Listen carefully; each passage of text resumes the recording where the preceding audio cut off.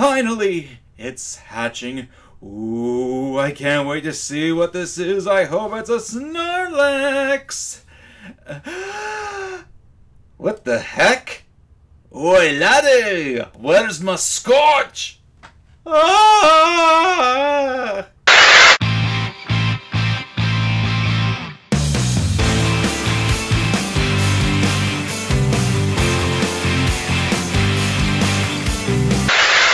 Comment here. So let's talk about Connor the Waffle. He's very prominent in the theory community on video games, and I have to say a couple things about this matter before we begin the commentary. Since from what I've seen on his channel and his comment section, his fans will often refer to his content as more comedic and not to be taken seriously. Now granted, I'm not against other people making theories, as I've said before, and when it comes to Waffle, I feel as though he's in a very gray area when it comes to his theories and videos, since he has made videos where he actually examines things, such as his Sonic video where he goes a bit more in depth about why people don't like the Sonic franchise. So I figure, what the heck, let's take a random video of his and see what it is.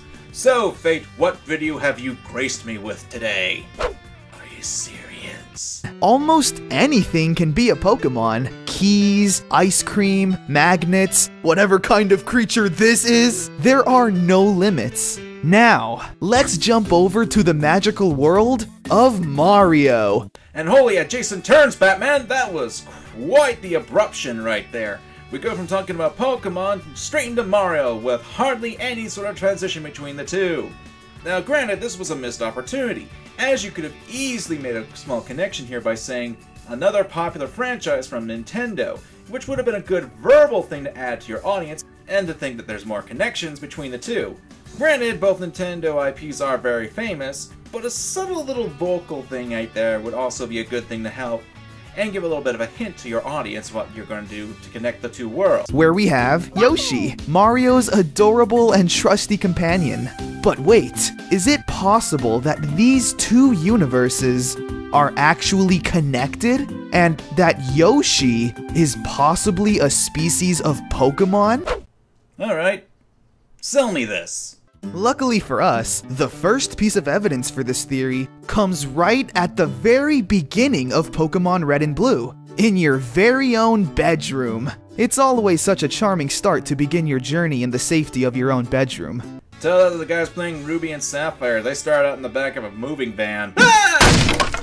However, one item that always seems to make an appearance in your bedroom is a Nintendo console. Yeah, in every generation of Pokemon, your character always has the most relevant Nintendo console in the room, and in the case of Pokemon Red and Blue, it's an NES. Cool! But if you observe the NES, a text box will appear saying, "A game with Mario wearing a bucket on his head." This is in reference to the Game Boy Color game Mario and Wario. And here's the first problem. I have to question you on this, Connor, since no, that is not what you get when you observe the SNES. And if you don't believe me...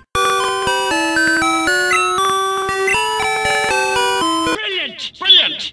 I get this might be a minor point, but this serves as his first actual legitimate point in the video, and it's based off a false pretense. Not only that, but it also brings up the question of your experience with the Pokemon franchise if you couldn't get bothered to actually get the correct information. Now, one could possibly say, hey, he's talking about the Japanese version, but if it was, then it should have been up to Connor to say that, but he doesn't, and frankly, I shouldn't have to prove his point for him if it is. But if it's also from another game, well, remember he said, the first piece of evidence for this theory comes right at the very beginning of Pokemon Red and Blue. So, this is the first conclusion I must come to concerning this. Well, looks like that old bonehead got himself in trouble. Turns out he didn't do his full research either. As it turns out, you only get that message in Saffron City when you're looking at the copycat kid's house, and they have an NES, and that's where the message is from. And over this old hack of a Dukes of Hazzard reference. Where there's the bucket, and it looks like it's going on Mario's head. So, this would mean that even in the Pokemon universe, Mario is a fictional character and a video game series. Who would have thought? So, what does this all mean exactly? Well, if it was right, then it could have just been a fun little shout-out. After all, Nintendo does own the rights to Pokemon and the systems, duh. And it's not unheard of for games owned by the same company to make references to other games they own. Nintendo themselves have done this before, such as the case of Super Mario RPG, where we see Samus and Link make cameos. Well, in the world of Pokemon, someone had to create the game and design the characters. And it's maybe possible that characters like Yoshi were inspired from Pokemon themselves. Think about it. In our world, Yoshi is based off of multiple dinosaurs. But if we lived in the Pokemon universe... Fun little fact, the Pokemon games, actual animals are referenced in them. Heck, one of the most latest examples is in Pokemon X and Y, where we see actual fish being shown in Luminos City's restaurants. Or how there are actual butterflies that appear during battles. And if we're going with Pokedex entries, an example would be the Indian elephants. So it wouldn't be a stretch that there would be ancient dinosaurs in the Pokemon world. Even then, if you want to look at types of Pokemon, we've got mice, frogs, and turtle Pokemon, so there's a basis right there. My point is, Yoshi doesn't have to be purely based off Pokemon in the Pokemon world. Yoshi has a body resembling that of a Trico, even with its big nose and red patch. One's a shell, the other's an underbelly.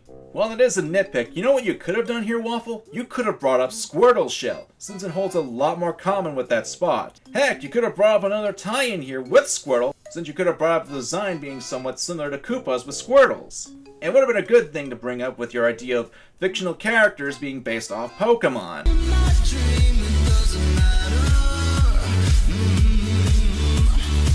Even better, Yoshi is an ancient Pokemon from the past. Why not? Yoshi shares a ton of characteristics as the Pokemon. For starters, Yoshi hatches from an egg. Not only that, but take a look at this. Here's a Pokemon egg, and here's a Yoshi egg. The resemblance is uncanny. You know, when it comes to the old bring two sprites together for a comparison shtick, I normally don't bring this up unless it's really egregious. Such as... the direct match to the curved arms of the Starman. Never again, never again. I could point out that, you know, they have different tones with the coloring and the spots aren't in exactly the same places, but once again, this is a missed opportunity for you here, Connor. You could have brought up Game Freak, because you want to know why? They actually developed the Yoshi game. I would also argue that it's just a reference to it, but it's still something you could have brought up for a meta concept. Another thing I want to point out, if your reference in the beginning was true, then you could have easily brought up that Game Freak also made the Mario and Wario game. There's even different stages of evolution for the Yoshis. Alright, I know you brushed past this, so I'm not going to spend a whole lot of time on it, but these aren't evolutions. They're power-ups, and temporary ones at that, especially the Winged Yoshi, which only lasts for a small bit of time and then he's back to being a regular Yoshi. He also has a pretty strong moveset, like the ground pound, shooting fireballs, which he can't do unless he eats something akin to a red shell or a fire piranha plant. What I'm getting at is that he needs an outside source to actually pull off his move. And a tackle? Even though that's a move that pretty much anything can do if it has momentum, even a rock could do it, and ah! Yeah. So that's cool. But I guess the most popular argument now would be, why aren't there any Yoshis in Pokemon games? And to that, I say, that's a good point. My own personal theory is that the Yoshis are all extinct. Yeah, just like how in our world, there's no more dinosaurs, in Pokemon, there are no more Yoshis. You know, if it was an extinct Pokemon, you'd think there'd be a fossil about it, you know, since we do have extinct Pokemon and we have the ability to resurrect them. But, nope. Or, wait a second, is it possible that the Mario games are actually based on a true story? At least, in the Pokemon world. I'm serious, Yoshi is Mario's most faithful companion. Mario saved Yoshi. He saves all of the Yoshis at one point. He takes care of him. And in turn, Yoshi has a strong affinity for Mario, always sticking by his side and helping him out in battle. Doesn't this all ring a bell? To me, it sounds a lot like the strong bond between a trainer and their Pokemon. Is it possible that Mario was the original Pokemon trainer, traveling the world and fighting evil with just one Pokemon? My back! Ah! Alright, now, it's fine for you to have your theories, but this is just coming out of nowhere! And I realize it's about to give us evidence, but this just blew my mind and not in the good way. Think about it.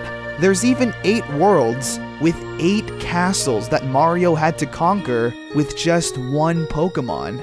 Actually, depending on the Mario game, there are anywhere from 5 to 9 worlds. Heck, if we want to go back to the game that Yoshi first appeared in, Super Mario World, there were 9 worlds in that one. And to honor that tradition, the 8 castles were replaced with 8 gyms.